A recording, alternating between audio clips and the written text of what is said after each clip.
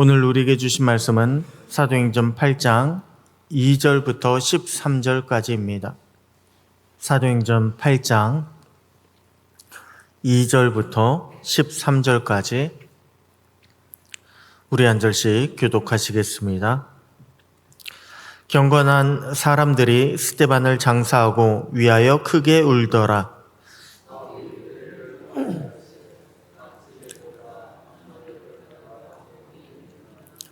그 흩어진 사람들이 두루 다니며 복음의 말씀을 전할세.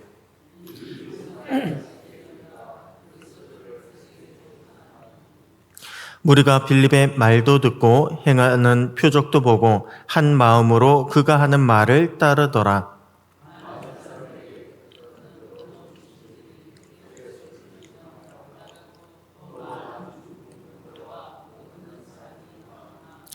그 성에 큰 기쁨이 있더라.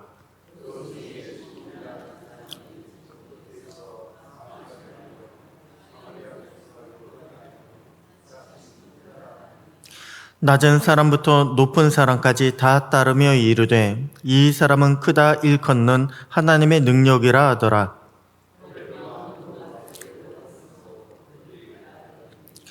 빌립이 하나님 나라와 및 예수 그리스도의 이름에 관하여 전도함을 그들이 믿고 남녀가 다 세례를 받으니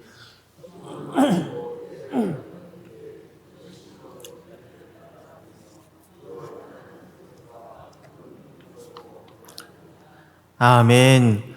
할렐루야. 오늘도 주님이 주시는 큰 기쁨이 저와 여러분의 삶 가운데 충만하시기를 축복합니다.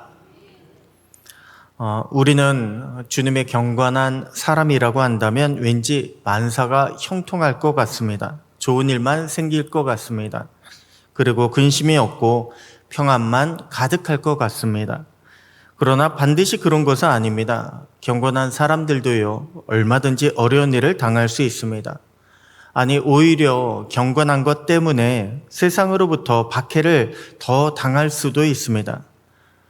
스데반의 순교 이후에 교회에는 큰 박해가 있었다고 합니다. 그리고 오늘 본문에 보니까 경건한 사람들이 크게 울었다고 했습니다.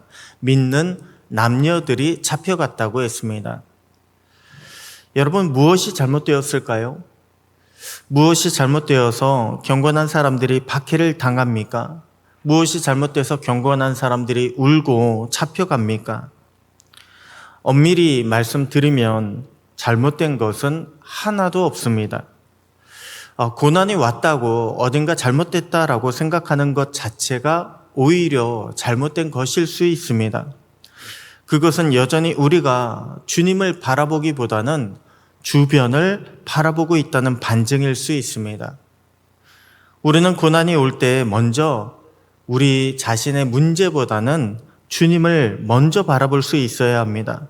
주님을 바라보며 기도하고 또한 주님이 나를 향하신 뜻은 무엇인가 우리는 그 뜻을 구할 수 있어야 합니다. 그리고 그 뜻을 따라가야 합니다. 그러면 우리 주님 안에서 놀라운 변화를 우리는 경험할 수 있습니다. 박해가 기쁨으로 바뀌어지는 그런 놀라운 은혜도 우리는 경험할 수 있습니다. 오늘 본문에 보니까 초대교회 성도들은요, 박해가 오니까 온 유대와 사마리아 그 모든 땅으로 흩어졌다고 했습니다. 여러분, 예수님 잘 믿다가 도리어 박해받고 흩어졌다면 그 마음 가운데, 그 입술 가운데 무엇이 가득하게 될까요? 실망과 좌절 속에서 원망이 가득할 것 같지 않습니까? 그런데 놀랍게도 오늘 본문 4절에 보니까 그 흩어진 사람들은 도망쳤다라고 그렇게 표현하고 있지 않습니다. 그 흩어진 사람들은 두루 다니면서 복음의 말씀을 전했다고 했습니다. 무슨 말입니까? 몸은 비록 도망 중에 있지만, 흩어져 있지만 이렇게 된 이유에는 주님의 뜻이 있을 거야 라고 하는 주님을 향한 믿음이 그들 가운데, 그들 마음 가운데 있었다는 것입니다. 가득했다는 것입니다. 그래서 그들은 박해로 인한 도망의 시간을요, 예루살렘을 깨고 예루살렘을 넘어서 복음을 전할 수 있는 기회, 복음을 전하는 시간으로 삼았습니다. 그렇게 온 유대와 사마리아를 다니면서 부활하신 예수님의 복음을 증거했습니다. 한마디로 박해의 시간을 복음의 시간으로 바꿔가기 시작했다는 것입니다. 그렇습니다. 여러분, 예수 믿는 사람들은요, 저와 여러분은 박해나 인생의 고난을 바라보는 그 시선부터 바꾸어야 합니다. 고난 중에 우리를 도우시는 주님을 볼 수 있어야 합니다. 고난을 넘어서 이루고자 하시는 아버지의 뜻을 깨달아야 합니다. 그 뜻을 향해 나아가야 합니다. 그러면 박해로 인한 흩어짐이 아니라 복음의 확장으로 바뀌어지는 그런 역사를 경험할 수 있습니다. 오히려 이전에는 경험할 수 없었던 큰 기쁨도 경험할 수가 있습니다. 그렇게 우리는 문제를 바라보는 시선을 나의 시선이 아니라 주님의 시선으로 바꾸어야 합니다. 변화시켜야 합니다. 우리가 그렇게 시선이 변화될 때 그때 하나님의 놀라운 역사가 나타나게 됩니다. 요셉을 생각해 보십시오. 요셉이 언제부터 변화되기 시작했습니까? 애굽으로 팔려 나가고 난 후에 그 문제, 그 처절한 인생의 문제를 바라보는 시선이 하나님을 통해 바뀌어지기 시작하니까 그때서부터 하나님이 함께 하심을 경험하게 되었습니다. 하나님께서 주시는 형통함을 오히려 종살이 때, 감옥에 갇힐 때 경험하게 되었습니다.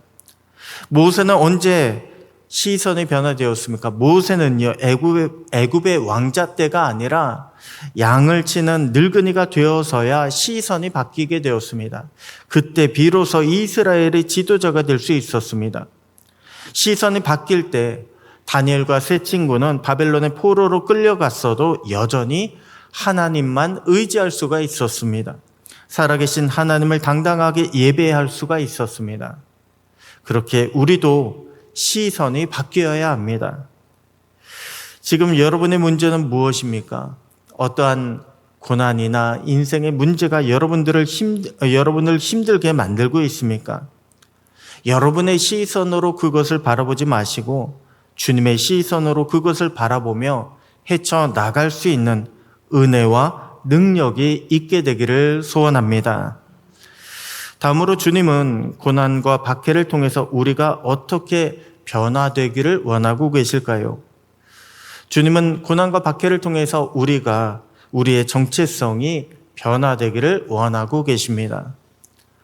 주님은 우리가 복음의 사역자, 주님의 동역자로 바뀌어지기를 원하고 계십니다.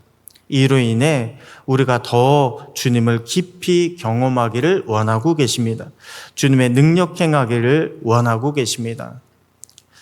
여러분, 우리가 복음의 사역자, 주님의 동역자라고 한다면 대충 머리에 드는 생각이요, 떠오르는 생각이 나가서 전도하라고 하나 보다라고 하는 그런 부담감이 들기가 쉽습니다. 그런데 여러분, 우리가 복음의 사역자, 주님의 동역자가 된다는 것은 단순히 나가서 복음을 전한다라고 하는 것을 의미하는 것이 아닙니다.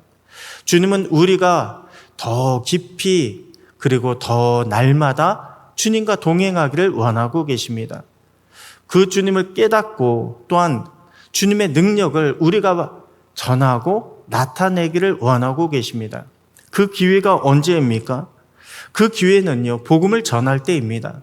그 기회는 우리가 주님을 붙잡고 기도할 때입니다. 나만을 위해서가 아니라 남들을 위해서 기도할 때, 그때 우리는 주님의 능력이 우리를 통해서 나감을 우리는 경험할 수가 있습니다. 오늘 본문 5절부터 보면요, 빌립 이야기가 소개되고 있습니다. 그런데 여기 등장하는 빌립은 예수님의 12 제자 중에 하나인 사도 빌립이 아닙니다. 여기 나오는 빌립은요, 사도행전 6장에서 교회의 구제와 봉사를 위해서 세움을 받았던 7 집사 중에 한 명인 빌립 집사였습니다. 이전까지는 사도들이 있었기 때문에 빌립 집사가 나서서요, 복음을 전하고 또한 능력을 행할 일이 없었습니다.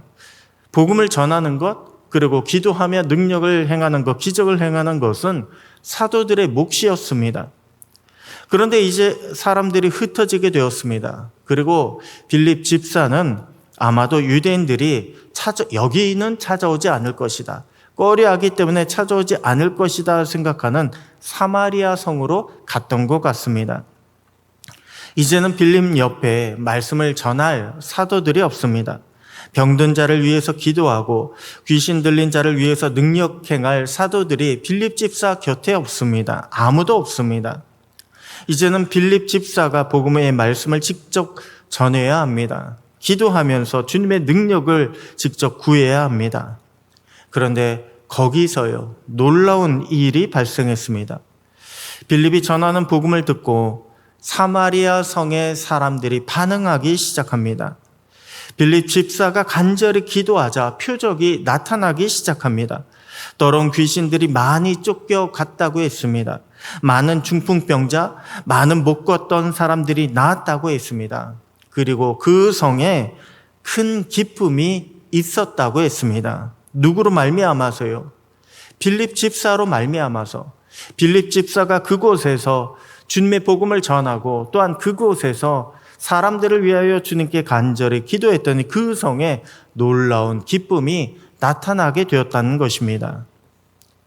여러분, 주님은 우리가 여기까지가 한계입니다 라고 하는 그런 한계를 가지고 살기를 결코 원하지 않으십니다. 한계는요, 내가 정하는 게 한계입니다. 우리 주님에게는 한계가 없습니다. 우리 주님에게는 오직 능력밖에 없습니다. 주님은 우리가 주님을 의지하여 주님의 이름으로 주님의 능력을 펼쳐 나가기를 원하고 계십니다. 그렇게 주님과 동역하는 자가 되기를 원하십니다. 여러분, 우리에게서 주님의 능력이 나가는 것이 주님과 동역하는 것입니다. 우리도 교회 안에 모여서는 각각이 지체로 살아갑니다. 우리가 지체로 모여 있지만 우리가 교회 밖을 나가서 우리가 교회 밖에 나가 우리의 삶의 자리로 흩어지게 되면 바로 우리가 교회입니다. 우리 모든 한 사람 한 사람이 주님의 제사장입니다. 오늘 주님은 우리를 통해서도 주님의 이름이 그리고 그분의 능력이 나타나기를 원하고 계십니다. 오늘 하루 저와 여러분이 나가서 삶의 자리에서 그렇게 주님의 이름으로 살아갈 수 있는 복된 저와 여러분 되시기를 축원합니다. 또한 본문은 사마리아 성에 예수 그리스도의 구주 되심을 전함으로 인한 복음으로 인한 큰 기쁨이 있었다고 했습니다. 그런데 본문에는요, 마술사 시몬을 통해서 무엇이 주님이 주시는 기쁨을 방해하고 있는지 짧게 우리에게 알려주고 있습니다. 오늘 본문 뒤에 보면요, 마술사 시몬에 관한 이야기가 등장합니다. 이제 내일 본문 안에 좀 더 자세하게 나오지만 오늘 본문을 통해서 보면 마술사 시몬은 자칭 큰 자라고 했습니다. 무슨 말입니까? 교만하다는 것입니다. 나는 이렇게 크다. 또한 그 사람은 하나님의 능력을 소유의 개념으로 봤습니다. 내가 이러한 능력을 가지고 있다. 교만뿐 아니라 욕심도 그 안에 있었다는 것입니다. 그렇게 되니까 나중에 베드로로부터 저주받는 자가 되고 말았습니다.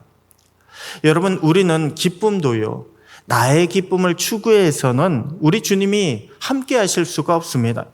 나를 드러내고 내 욕심을 채우려고 한다면 기쁨은커녕 우리도 주님의 저주를 받을 수가 있습니다. 그러나 반대로 내 기쁨보다 주님의 기쁨을 먼저 구하게 되면 주님의 기쁨, 주인의 기쁨을 먼저 이루었다는 사실에 내 영혼이요 기뻐할 수가 있습니다. 여러분, 우리 영혼이 주님을 기쁘시게 만들면 누구보다도 가장 먼저 기뻐합니다. 그렇기 때문에 우리는 내 만족을 채우는 것은 내 육체가 기뻐하지만 내 영혼은 우리 주님을 기쁘게 할 때, 우리 주님과 동행하고 우리 주님과 함께 할 때 그때 우리 영혼이 기뻐한다는 사실을 잊지 마시기 바랍니다. 그래서 오늘 하루 우리도 다른 것 구하기 이전에 주님의 기쁨을 먼저 구하시기 바랍니다. 내가 무엇을 하여야 주님이 기뻐하실까? 내가 어떻게 하여야 주님이 만족하실까? 그렇게 주님을 먼저 생각하고 주님의 기쁨을 구하는 자에게 주님은 능력을 베풀어 주십니다. 주님의 은혜를 더하여 주십니다. 오늘 저와 여러분도 그렇게 주님을 위하여 살아가는 주님의 사람들이 다 되시기를 축원합니다.